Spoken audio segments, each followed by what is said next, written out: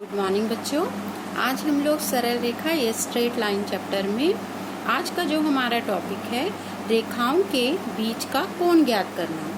तो यहाँ हम देखते हैं हमारा जो क्वेश्चन है, रेखा x minus 2y plus z is equal to x plus y minus z is equal to 0 और x plus 2y plus z is equal to 8x plus 12y plus 5z is equal to 0 के बीच का कोण ज्ञात कीजिए। ये हमारा प्रश्न है। तो हम इसे बनाना स्टार्ट करते हैं। सबसे पहले जो दी गई रेखाएं हैं, रेखाओं के समीकरण उनको लिख लेते हैं। तो यहाँ पर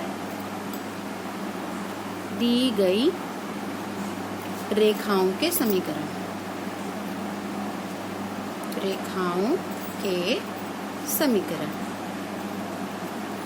पहला समीकरण x minus 2y plus z is equal to 0 is equal to x plus y minus z. ये इक्वेशन 1 डाल दें, मैंने समीकरण 1। और दूसरी जो रेखा है x plus 2y plus z is equal to 0 is equal to 8x plus 12y plus 5z। ये हमारा इक्वेशन 2 या समीकरण 2। यहाँ तो हम लोगों ने ले लिया समीकरण 1 और 2। तो मान लेते हैं, माना समीकरण 1 माने रेखा 1 लिख सकते हो। रेखा 1 की दिक् कोज्याएं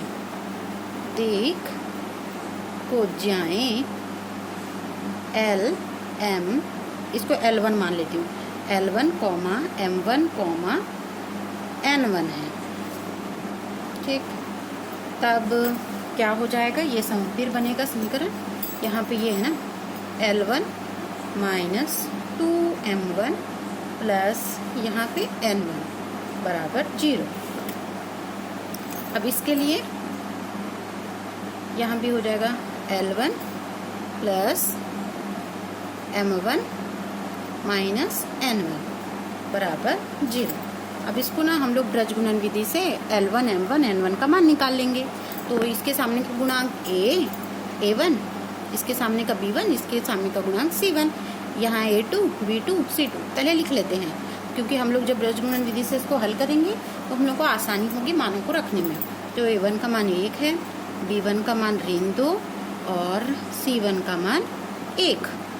A2 का मान यहाँ भी 1 और B2 का मान यहाँ भी 1 और C2 का मान यहाँ क्या है, ऋण 1। ठीक, तो हम लोग का जो ब्रज गुणन विधि में L1 बराबर यहाँ फॉर्मूला होता है B1 C2 minus B2 C1, M1 C1 A2 minus C2 A1। फिर यहाँ N1 बटे में A1 B2 minus A2 B1। सारे मान को यहाँ रख देते हैं।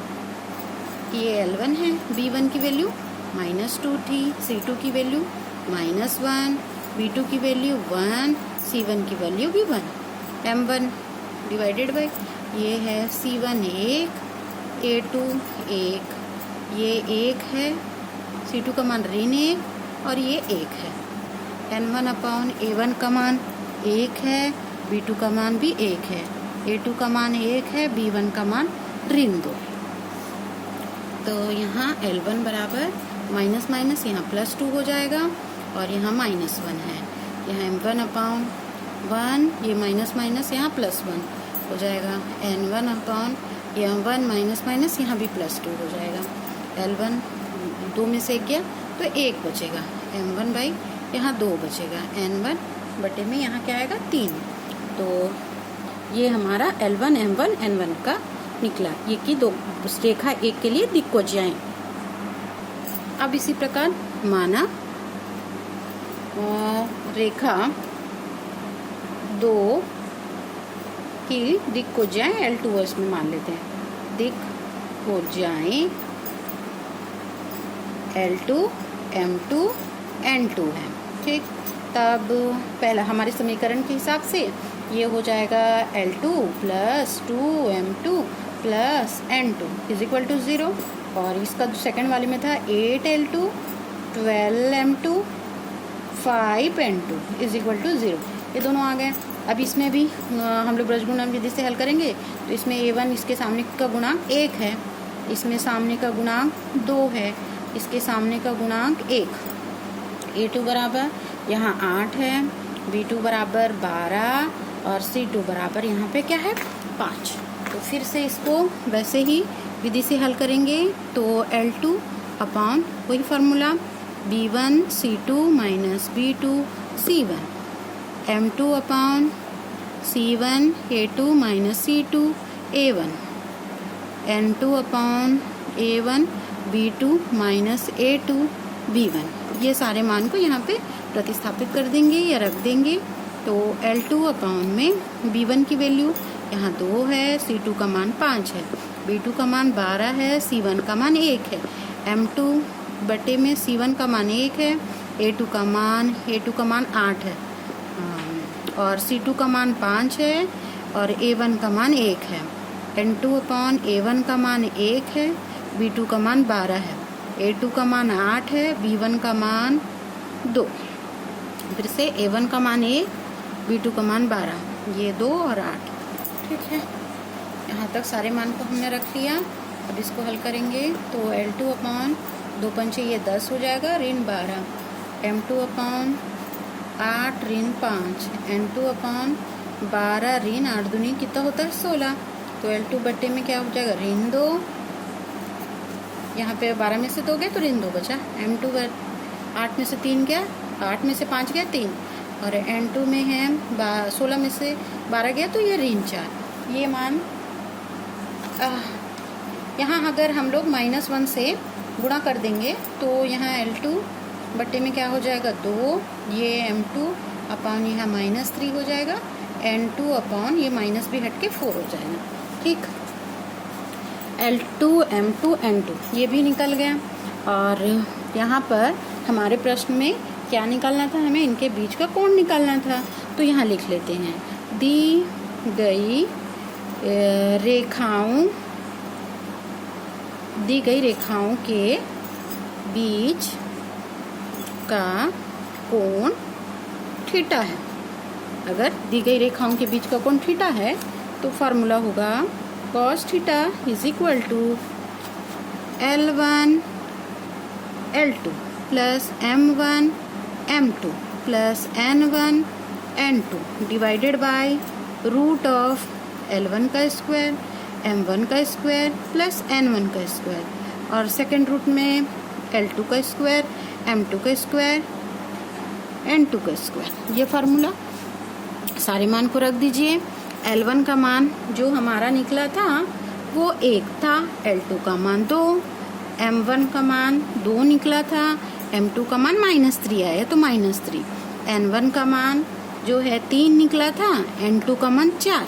ये L1 L2 M1 M2 N1 N2 सारे मान रख दिए। L1 का मान 1 का स्क्वायर, M1 का मान 2 का स्क्वायर, N1 का मान 3 का स्क्वायर।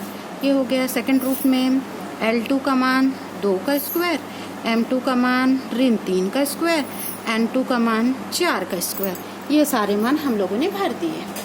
ये आएगा 2 एकम 2, 3 दूनी यहाँ ऋण 6 हो जाएगा, 3 चौक यहाँ 12।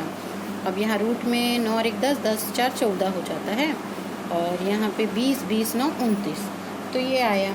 अब इसको थोड़ा हल कर लेते हैं। 12 और 2 ये 14, 14 ऋण 6, ये रूट ये की रूट में ले लेते हैं 14 गुणित 29 और इन दोनों का गुणा कर लेते हैं। 14 में से तो 6 जाएगा तो 8 बचेगा और 14 से 29 का गुणा करेंगे तो ये आएगा 406। ये किसके बराबर था, कॉस थीटा के बराबर में था और थीटा बराबर रोकेंगे तो ये कॉस उस तरफ जाएगा तो ये हो जाएगा कॉस इनवर्स 8/√406। ये होगा। बीच के कोण का मान ज्ञात करने बोला था। ये हमारा पहला क्वेश्चन कंप्लीट हो गया। यहाँ हमारा सेकंड टॉपिक है, सिद्ध करेंगे कि रेखाएं समानांतर हैं। तो हम इस प्रश्न में रेखाएं समानांतर दिखाएंगे। तो यहाँ हमारा प्रश्न है, सिद्ध करो कि रेखा 2x + 3y - 4z = 0 = 3x - 4y + z।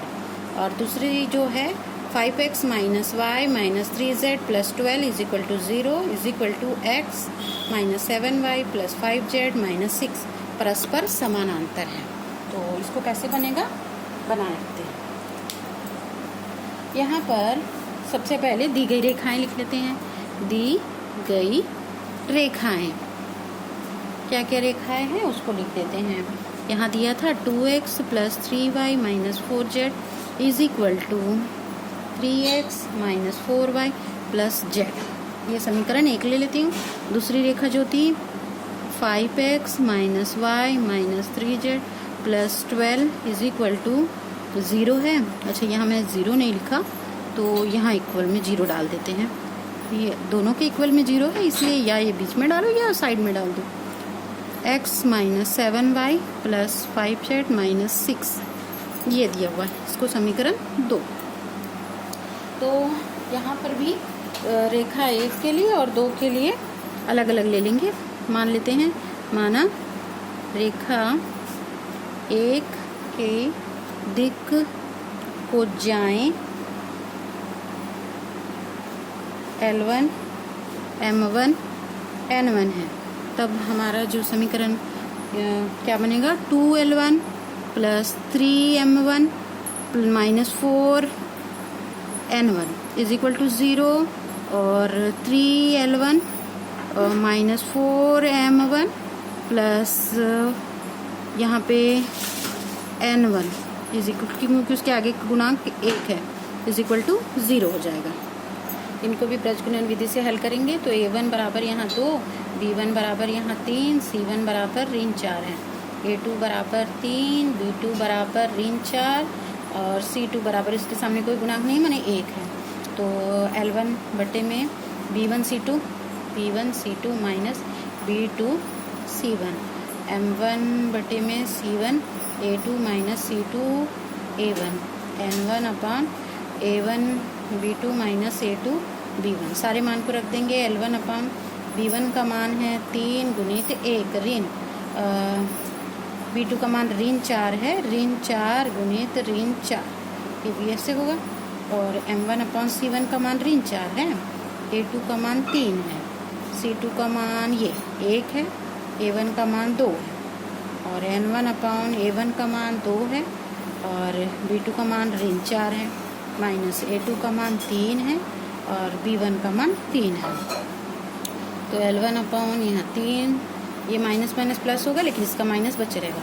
यहाँ 4 चौक 16 आ गया, यहाँ M1 है, यहाँ 4 तिये ये 12 हो गया, ऋण 2, और N1 है 4 दूनी 8, ऋण 3 तिया 9 हो जाएगा। L1 अपॉन यहाँ माइनस 13 आएगा, M1 अपॉन माइनस 14 और N1 अपॉन ये हो जाएगा ऋण 17। यहाँ तक आ गया। तीनों में ऋण है तो ऋण 1 से गुणा करवाएंगे, तो ऋण 1 से गुणा करेंगे तो इसका तीनों का माइनस हट जाएगा। तो L1 बटा 13, M1 बटा 14, N1 बटा 17 ये आ गया। हाँ, ये इक्वेशन 3 डाल के छोड़ देती हूँ। और आगे है जब रेखा 2 के लिए, माना रेखा 2 की दिक को जाएं क्या होंगी, L2 M2 और N2 है, तब इसके समीकरण क्या बनेगा 5L2 minus M2 minus 3N2 बराबर 0 बनेगा। और इसमें क्या होगा L2 minus 7M2 plus 5N2 बराबर 0। अब इसको हल करेंगे, L2 अपॉन वैसी वही वाला सूत्र है, तो यहाँ आ जाएगा B1 C2, ये B1 का मान ऋण 1 है, C2 का मान 5 है, ये B1 C2 B2 C1 minus 7 गुणित ऋण 3, वैसे ही M2 अपॉन C1 ऋण 3, C1 A2 माने 1 और ये होगा 5 गुणित 5, M2 हो गया। और N2 में आएगा ये दोनों 5 गुणित ऋण 7 ऋण 1 गुणित ऋण 1, यहाँ तक हो गया। L2 अपॉन ये आ जाएगा ऋण 5, ऋण ऋण यहाँ क्या हो जाएगा धन, लेकिन इसका ऋण बचा तो 3 सत्ते 21 हो जाएगा। और M2 अपॉन यहाँ आ जाएगा ऋण 3 ऋण 5 25, यहाँ हो गया n2 अपॉन 5 सत्ते 35, ऋण ऋण धन 1 आ जाएगा।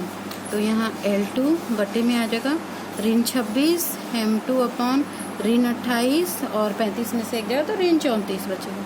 N2 बराबर ऋण 34। यहाँ भी ऋण 1 से गुणा करेंगे तो यह कई, और ये तीनों किसी न किसी चीज़ से कटेगा तो काट लेंगे। यहाँ मैं ऋण 2 से गुणा कर रही हूँ, तो ऋण 2 से गुणा करूँगी तो यहाँ ऋण 2 L2 अपॉन ऋण 26, और यहाँ भी ऋण 2 M2 अपॉन ऋण 28 और ऋण 2 N2 अपॉन ऋण 34। ये माइनस माइनस कट गया, 2 एकम 2 तिया, ये भी माइनस माइनस कैंसिल हो गया, 2 एकम 2 4, फिर यहाँ भी माइनस माइनस कैंसिल हो गया, 2 एकम 2 सत्ते 14।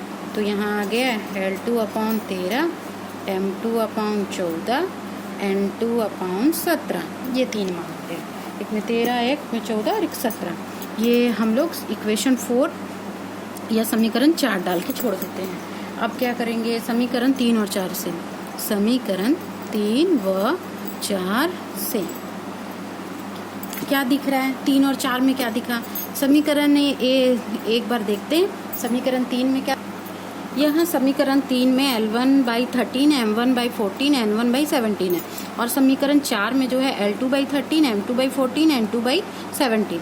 दोनों समीकरण 1 और 2 में क्या देख रहे हैं, दोनों का मान जो है सेम आया है। तो दोनों ही अगर एक जैसे आए तो क्या बोलेंगे, रेखाएं समानांतर होंगी।